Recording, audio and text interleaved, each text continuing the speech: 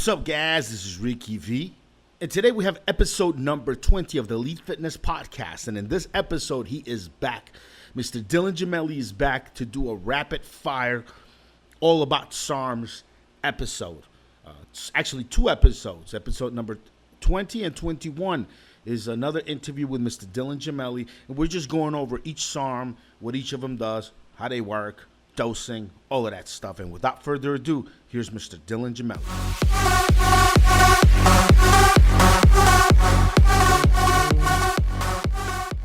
Yeah, man. So definitely wanted to get you on here and actually start like really just go down the line, SARM by SARM by SARM, and you tell me what you think about that particular SARM. I've personally got some follow-up questions. I don't know everything. So let's just get it started here, Dylan. Osterin. So what can you tell me about Osterin? A little bit I know about it, right? Before it prefaces, basically, it's a androgen selective. It's a selective androgen receptor modulator, and it favors some of the androgen receptors that are in the white tissue, like your bones, ligaments, tendons, connective tissue, and of that kind. Not as strong maybe on muscle, but way better than natural on muscle, right? Way better than not just be natural on muscle. But most of the effects are really profound on the muscle and tendons and ligaments. Anything else I'm missing or something I'm wrong about? You could tell me right now. No, I mean, so it's not like a huge standout in one particular category aside from the healing, but it's not like, oh my gosh, it's just known for its strength, or it's just known for its fat loss, or but it does, you go run down the line and it does a little bit of everything, and it does it really nicely. So it's just the most versatile. I've always said that. Now, RAD 140 is very versatile as well, and the argument can be made for each one. But Osterin has always been a favorite, and another reason why it tends to be one of the highest selling is because it's the best one for females too. So you think about that, and there's already a ton of men running it, and you take the men and the women, and it's definitely one of the easiest and most popular. Women respond really well to it. I mean, really well. But it's always been a favorite of many. It's one of the original OGs that ever started it. You know, it's just always like Mr. Consistency, no matter what.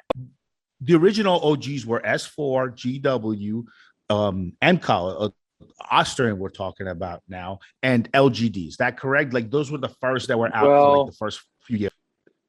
At the very, very beginning, it was MK2866 and S4, and that was really it first.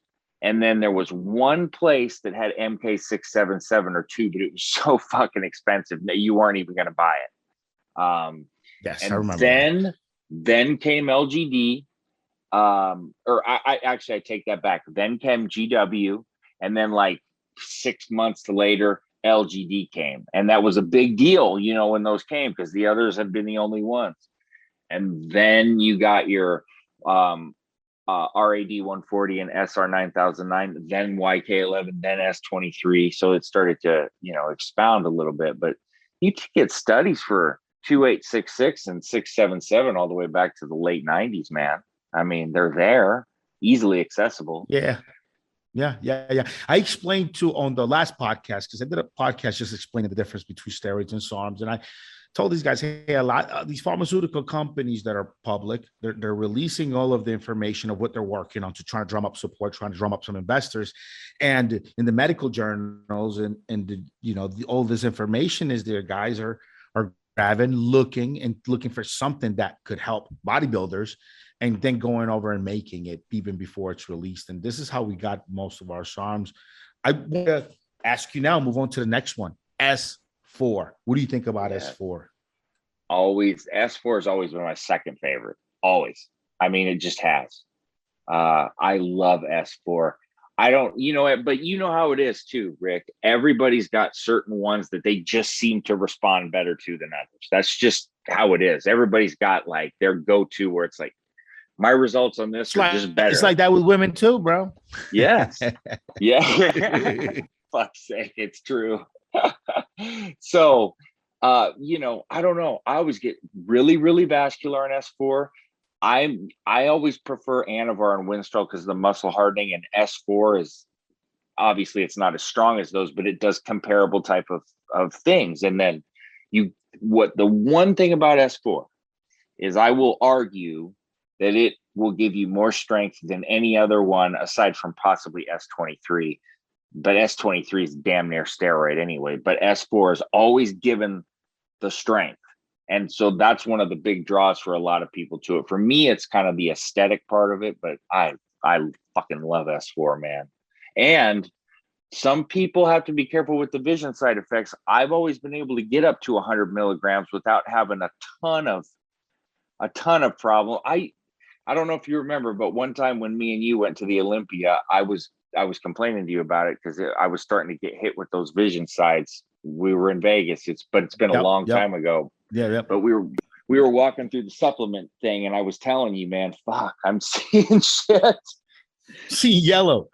Yes. Yeah. Like one of those, like you're wearing one of those gamer glasses with the yellow tint. I know exactly what you're talking about. Kind of. You know, one thing I noticed, let's say, the performance enhancement aspect of S4. I really like. I'm one of those guys where, like, if I know I had a really rough training session, I'll go and I'll have fucking 10 grams of glutamine just so the next day I don't feel terrible. And S4 is like, it's that times 100. Like, you could have a really hard training session, do a boxing class and then go to jiu-jitsu class, and then the next day you feel good. You don't feel so beat up.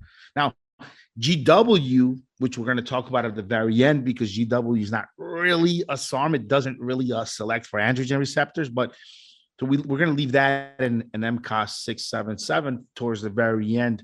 But let's say GW gave me endless cardio, but if I beat up my body, jiu-jitsu, held on to some positions longer than I should have, things like that, I'd fucking feel it the next day. Like, I still be able to get up and run 5K, no problem, but I'd feel it the next day. On the other hand, S4, man, did that make everything heal up so quickly, make everything feel so nicely from next day to next day and the next day.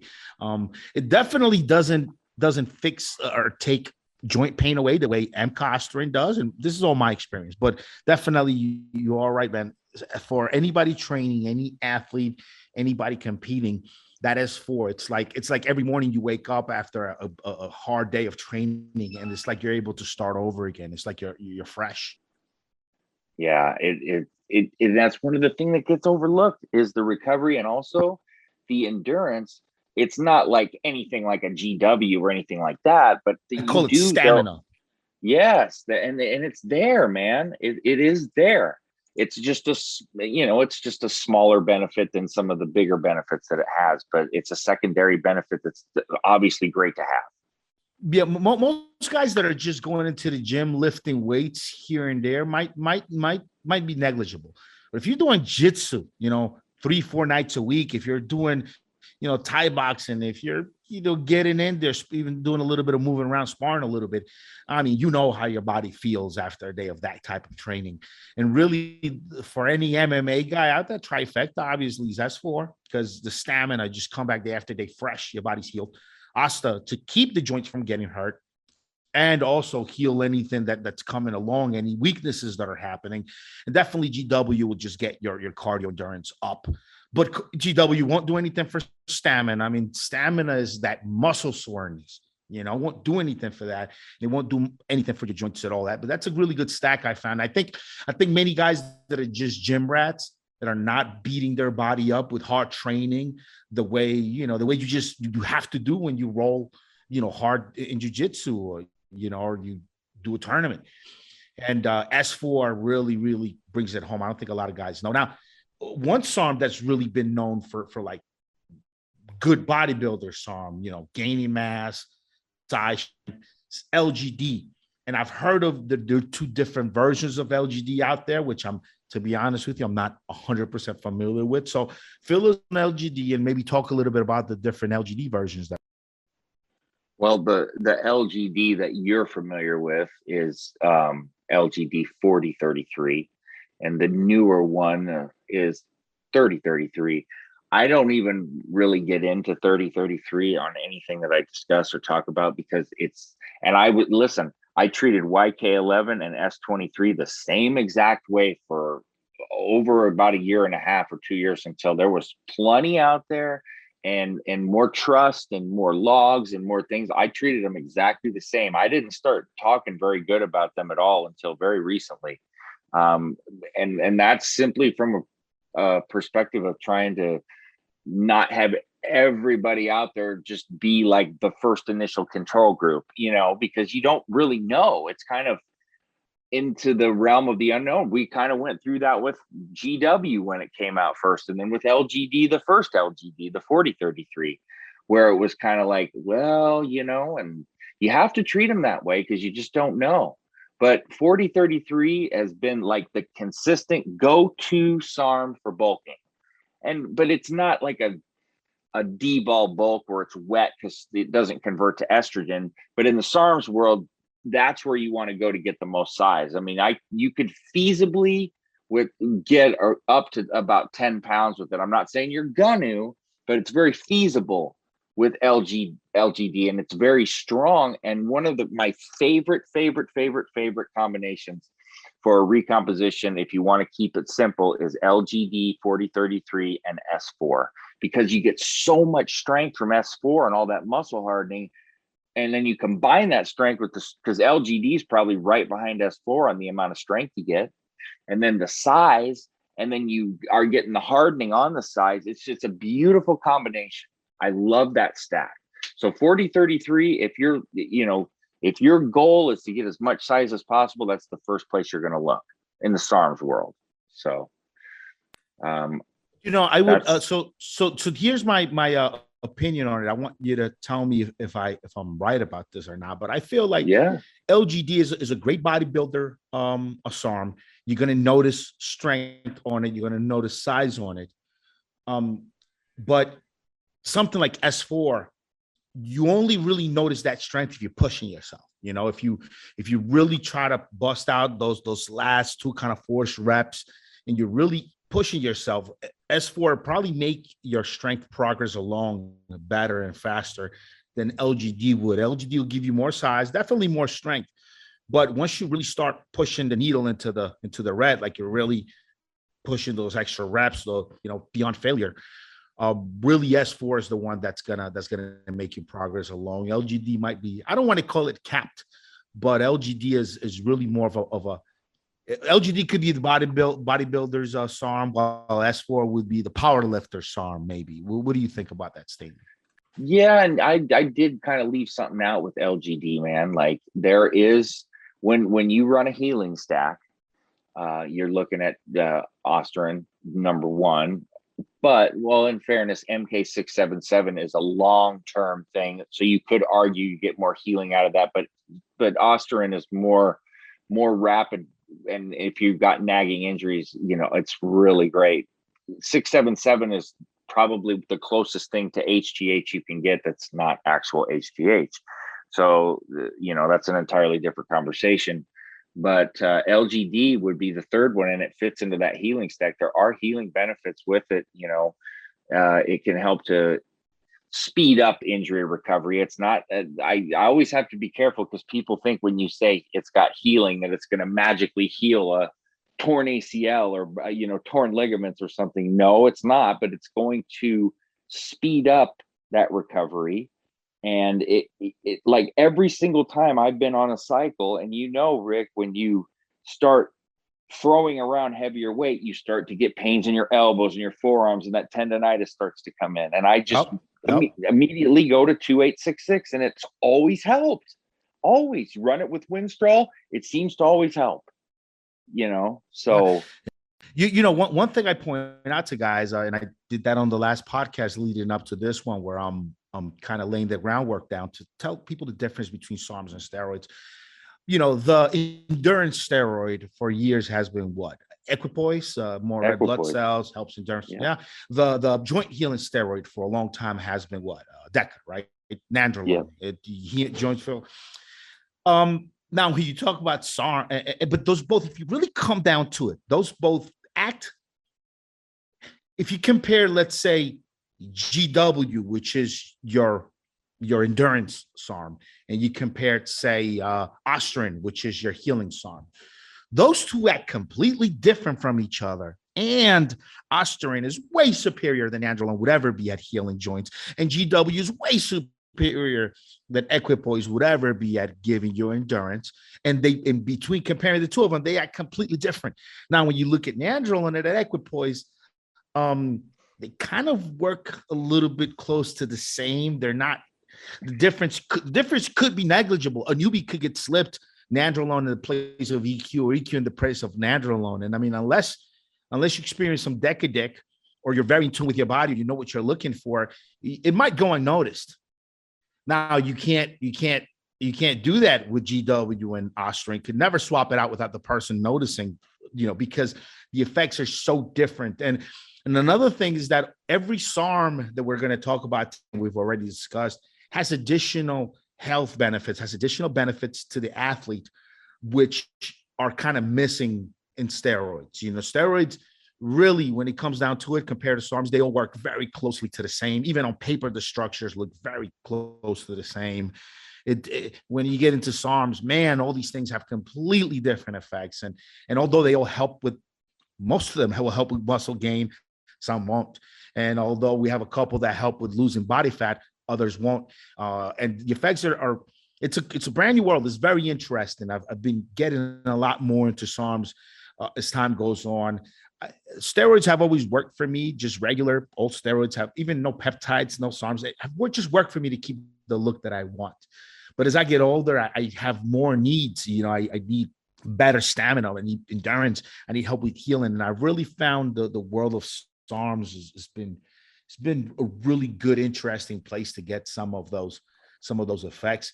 And moving on, so I don't keep you here all night, man. YK11. Talk to me about YK11 a little bit.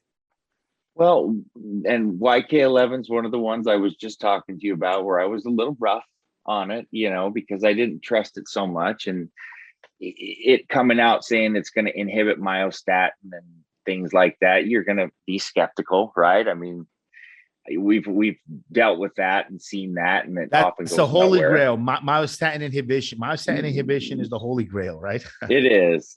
And so YK11 basically it's stimulating muscle cells to kind of produce more follistatin, which we know is a strong inhibitor of myostatin, right?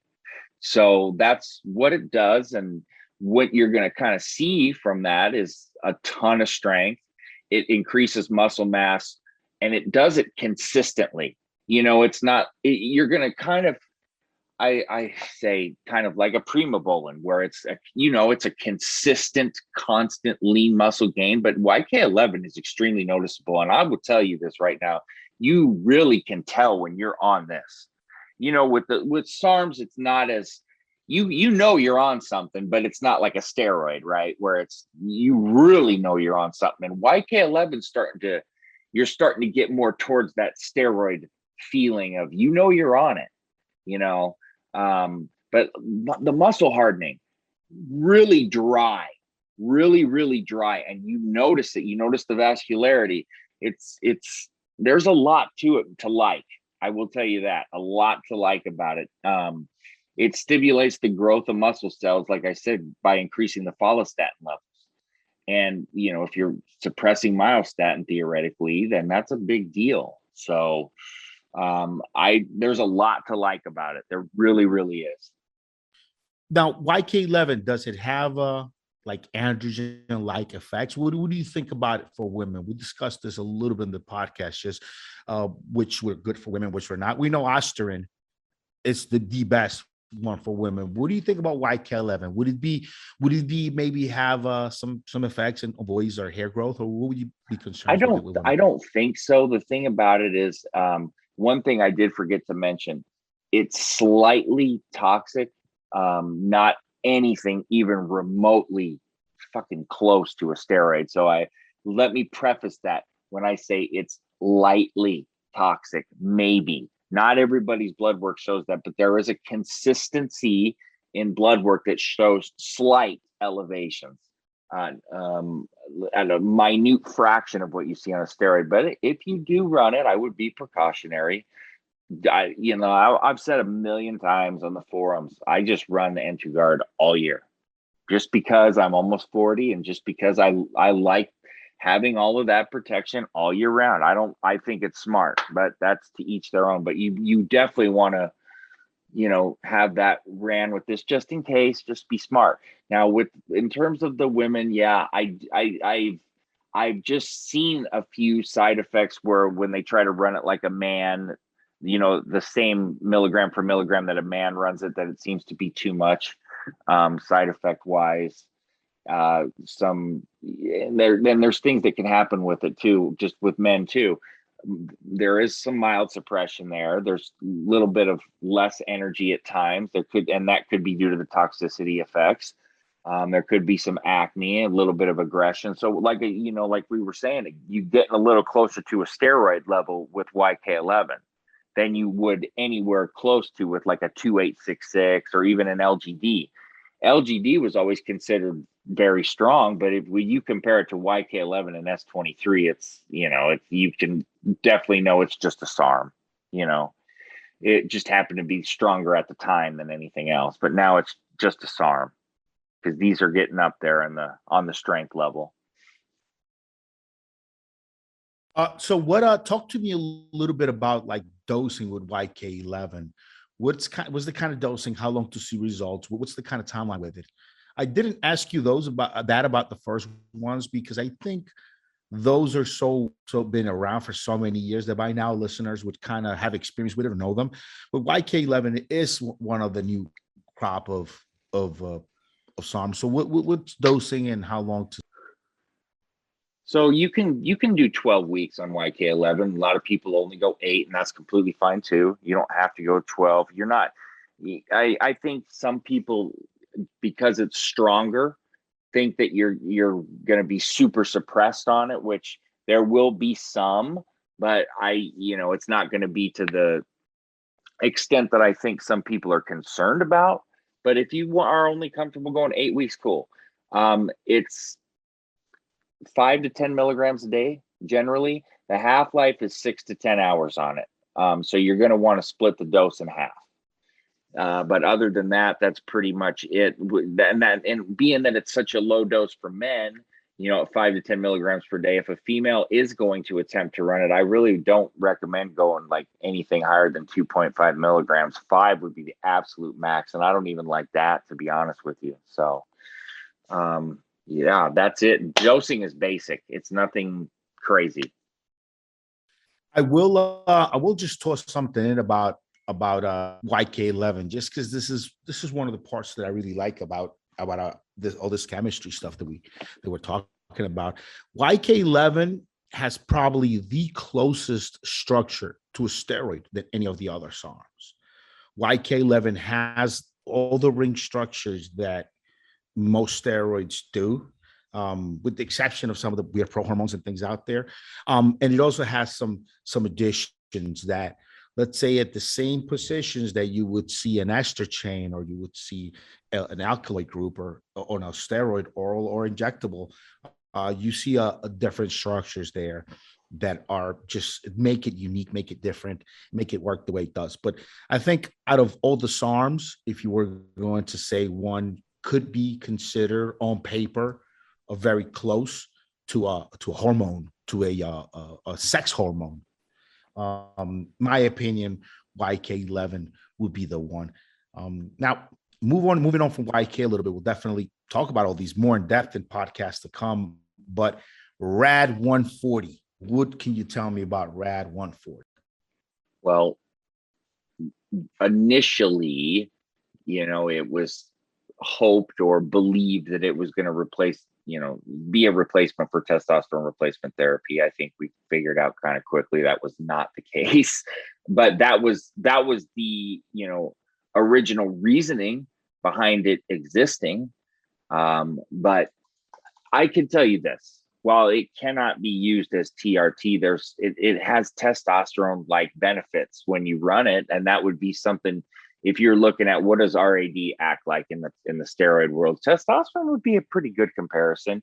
You feel really good on it. You get strength. You're going to get some size increase, some lean muscle gain, things like that. Everything that you would see with testosterone minus the estrogen conversion.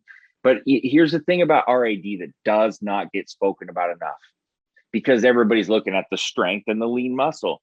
It's almost to me like a beefed up S4, because it does everything S4 does, and it does it a little bit better, except for the strength. I always believe S4 is a little bit stronger, but it just does everything better, and the same kind of categories. And when I lay out cycles, if you watch the cycles I lay out, oftentimes I combine RAD and S4, because it's a perfect pair, because they do similar things, but then combined, they do it so well together. It's I recommend it a lot. I've ran it several times. It's a sweet combination. I'll tell you this too, Rick. Aside from GW 501, 516, which is like the gold standard for always being the best seller, RAD 140 has pretty much taken over as number 2, and it's one of the most widely searched terms on SARMS. Now, I mean, it's really, I always knew it was going to be popular and do well, but I never expected it to be number 2, to be honest with you. But I can see why it is. I can. It's the shit. No lie. It really is. It's a very popular compound. Out of all the SARMs, is the one that I see mentioned quite a lot. Social people that come to me for consultations, customers that are taking need to build muscle products. They'll call me. I keep my cell phone number on every single bottle of every one of my products, because I want people to reach out to me directly. And if they have some kind of order issue, I can usually have somebody call them back. If they need help with their cycle, with their stuff, I take the call. And really, when it comes to RAD 140, I see that a lot of guys are using, a lot of guys that use my liver support or use my post-psychotherapy products. They definitely talk to me about RAD 140. And I think that's pretty interesting.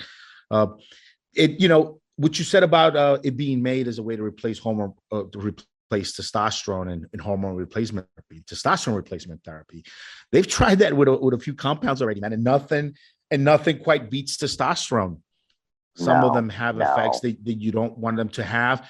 There's some that they don't aromatize enough, so they suppress your estrogen, which is also bad. When you are a testosterone replacement therapy patient, you need the testosterone and you need some of that conversion to estrogen just to be healthy and for your bloods to be what they need to be. And they just haven't found anything that does it quite like it. It's very interesting, because testosterone to this day is still one of my favorite performance enhancing compounds ever, just because I can get human grade testosterone quite easily, so I trust it more. But yeah, definitely one to look out for. Now, what do you suggest as far as like the absolute best way to use RAD? What would be like the best way to take the most advantage of it? Any training or diet considerations?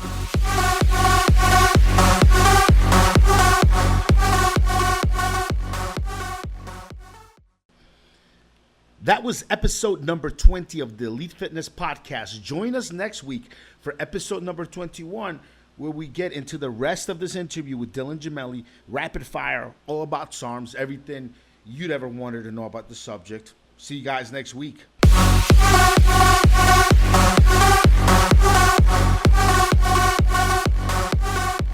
Guys, this is just a disclaimer. Everything that Dylan and I are talking about is all theory, is all our own ideas, mixed in with a little bit of experience. A lot of this information is for entertainment purposes only. Do not take any drugs or engage in any training programs without first consulting with your doctor. Everything we discuss in this podcast is not to be considered medical advice. You need to find a doctor, and along with your doctor, decide what you can and can't do as far as this whole training thing. So that's it.